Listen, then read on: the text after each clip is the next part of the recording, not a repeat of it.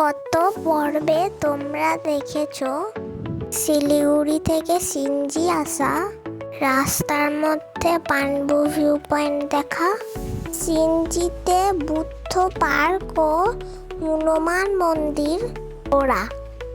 আজ সকালে ব্রেকফাস্ট করে আমরা চলেছি কোলাখাম। পাহাড়ি পথে আমরা এসে পৌঁছালাম চারখোল ভিউ পয়েন্ট। আমরা নিচে গাড়ি রেখে হেঁটে হেঁটে উপরের দিকে উঠতে শুরু করলাম। পথে দেখলাম কত নাম না জানা গাছ আর সুন্দর সুন্দর পাহাড়ি ফুল।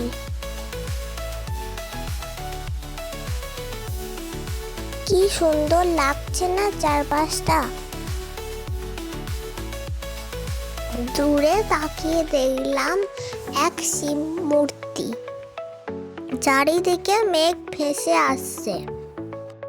একটু ঘুরতে ঘুরতে আমার চোখে পড়ল ওই দূরে শিব পার্বতীর অধিষ্ঠান। তারপর আস্তে আস্তে পা ফেলে সবার সাথে আরো উপরে উঠতে শুরু করলাম। এই রাস্তা ছিল গাছ-গাছালিতে ভরা। ওপরে ওঠার জন্য পাহাড় কেটে সিঁড়ি বানানো ছিল। এই পথ ধরে আমরা এগিয়ে চললাম।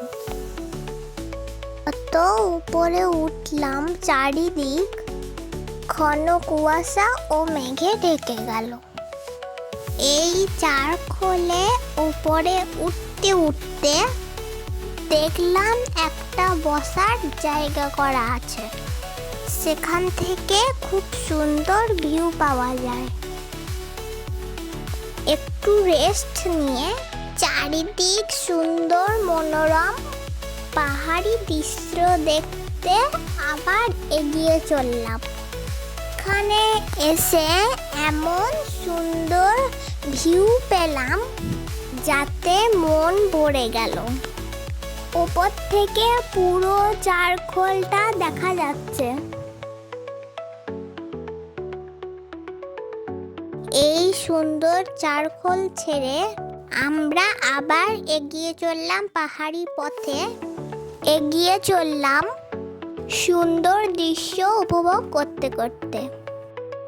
নমস্কার, আমি আরভি। আমি আজকে তোমাদের দার্জিলিংয়ের বিভিন্ন অপ্রীতের গল্প শোনাচ্ছি। আমার চ্যানেলটা যদি ভালো লাগে লাইক ও সাবস্ক্রাইব করে দিও।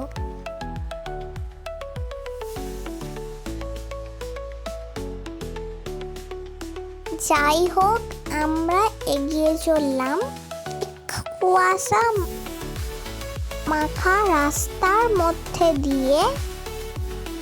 এই রাস্তার মধ্যে দিয়ে গেলে এক অদ্ভুত সুন্দর অনুভূতি হয়। এবার আমরা এসে পৌঁছালাম আমাদের নেক্সট ভিউ পয়েন্টে। সেটা হলো লোলেগাঁও পার্ক। পার্কের সামনে একটা সুন্দর বুদ্ধ মূর্তি আছে। পার্কটা খুব সুন্দর, অসাধারণ ছিল। চারিদিকটা আমরা হেঁটে ঘুরে দেখতে লাগলাম।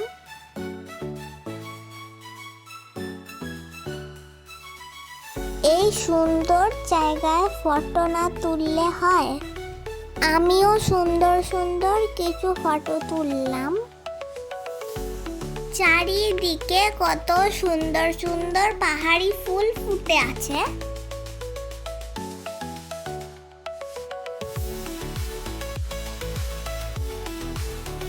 এই ফুলের পাশ দিয়ে আমরা এগিয়ে চললাম সামনে একটা ট্রি ভিউ পয়েন্টের দিকে।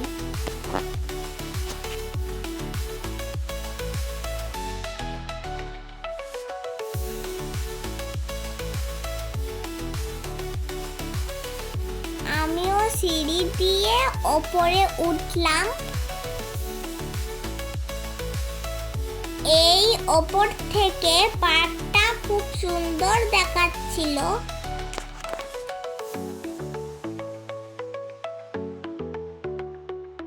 এইখানে কিছুটা সময় কাটিয়ে নিচে নেমে এলাম।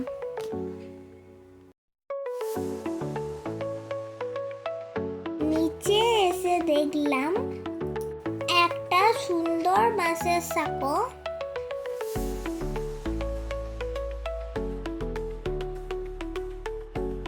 এই বাঁশের সাঁকোটা একটু নড়বড়ে ছিল, তাই পাশের একটা ছোট বীজ দিয়ে আমরা গেলাম।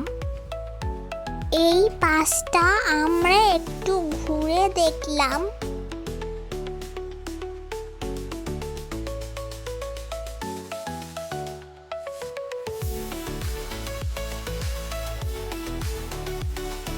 এবার পার্ক থেকে বেরিয়ে আই লাভ লোলেগাঁওতে ফটো তুললাম।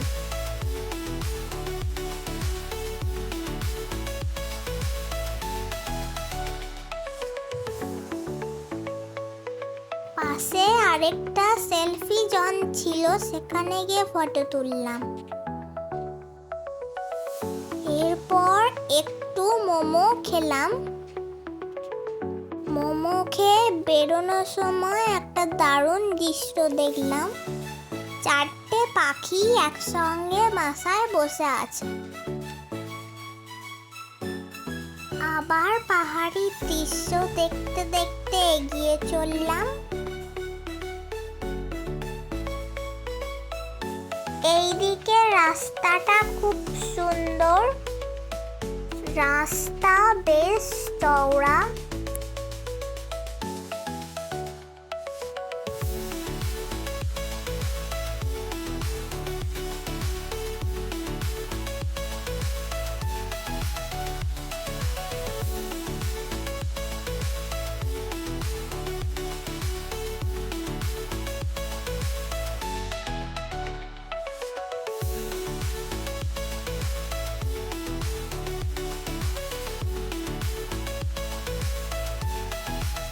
এবার এসে পৌঁছালাম লাভা ভিউ পয়েন্টে।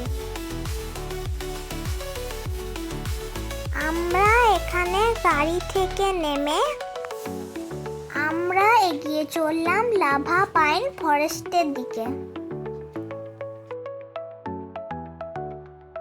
এই পাইন ফরেস্টে ঢোকার জন্য এন্ট্রি ফি 20 টাকা। আমরা টিকিট কেটে পাইন ফরেস্টে ঢুকলাম। এই মেঘ কুয়াশার মধ্যে পাইন ফরেস্ট অপরূপ মনোমুগ্ধকর লাগছে। এই পাইন গাছগুলো কি বড়, তার মধ্যে সূর্যের ছটা পড়ে আরো সুন্দর করে তুলেছে। এখানে একটা ট্রি হাউস ছিল। আমরা উঠলাম ওপরে, ওপর থেকে ভিউ দেখলাম।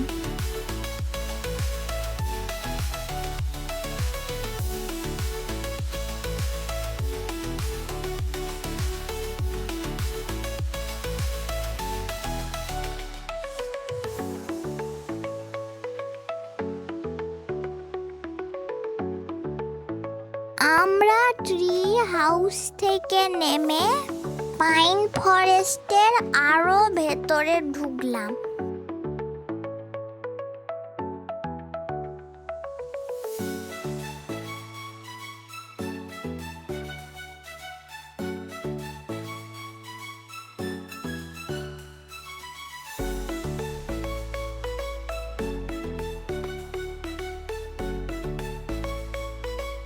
এই পাইন ফরেস্টের অসাধারণ রূপ থেকে আমরা বেরিয়ে এলাম। এবার আই লাভ লাভা সেলফি জোনে ফটো তুললাম। পাইন ফরেস্ট দেখে আমরা এগিয়ে চললাম লাভা মনেস্ট্রির দিকে।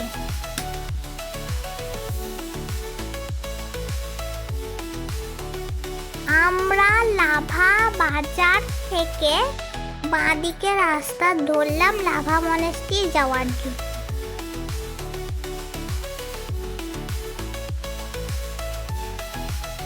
আমরা এসে পৌঁছালাম লাভা মনেস্ট্রিতে। এটি কাগু থেকচেন লিং মনেস্ট্রি, যেটা সাধারণভাবে আমরা লাভা মনেস্ট্রি বলে জানি। এই লাভা মনেস্ট্রির প্রবেশ পথ অসাধারণ সুন্দর। এই মনেস্ট্রিটি 1980 এর দশকে স্থানীয় বৌদ্ধ সম্প্রদায়ের পক্ষ থেকে প্রতিষ্ঠার কাজ শুরু হয়।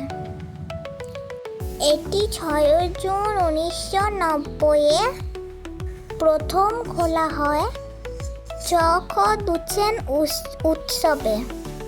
পরে দালাই লামা 2001 সালে পাশে একটি কমিউনিটি মন্দির ম্যানে লহ খান আনুষ্ঠানিকভাবে উদ্বোধন করেন।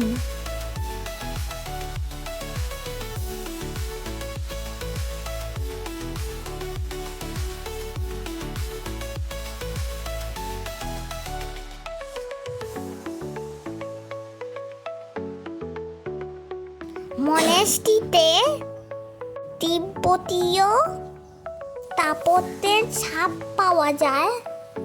লম্বা প্রার্থনা হল, খোলা উঠোন, বিশ্রামের জায়গা এবং বিশাল বুদ্ধের মূর্তি আছে। পরিবেশ অত্যন্ত শান্ত ও সজীব, যা দর্শনার্থীদের ধ্যান, শিক্ষণ, অন্বেষণের জন্য আকর্ষণ করে। এটি মূলত তিব্বতীয় ধর্মীয় বৌদ্ধ মঠ, যেখানে শত শত মঙ্ক বৌদ্ধ দর্শন অনুসারে শিক্ষা লাভ করেন। এই লাভা মনেস্ট্রিটি আমার খুব ভালো লেগেছে। এখানকার শান্ত পরিষ্কার পরিবেশ আমাকে মুগ্ধ করেছে।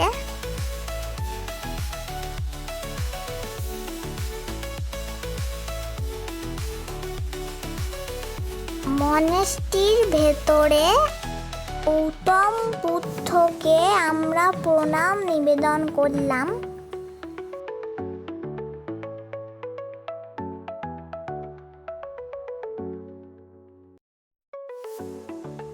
মনেস্ট্রির ভেতরের কারুকার্য খুব সুন্দর।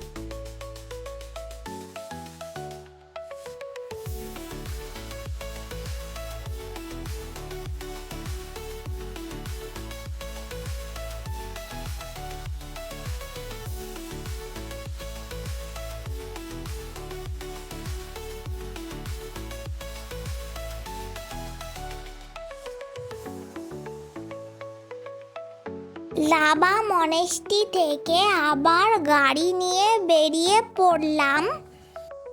এবার আমাদের গন্তব্য কোলাখাম হোমস্টে।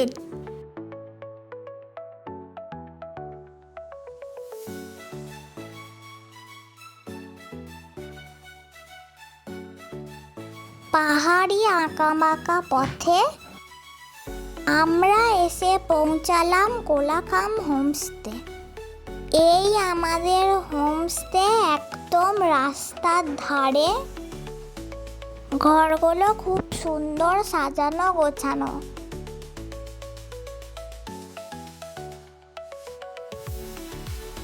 ঘর, বাথরুম সব পরিষ্কার পরিচ্ছন্ন ছিল।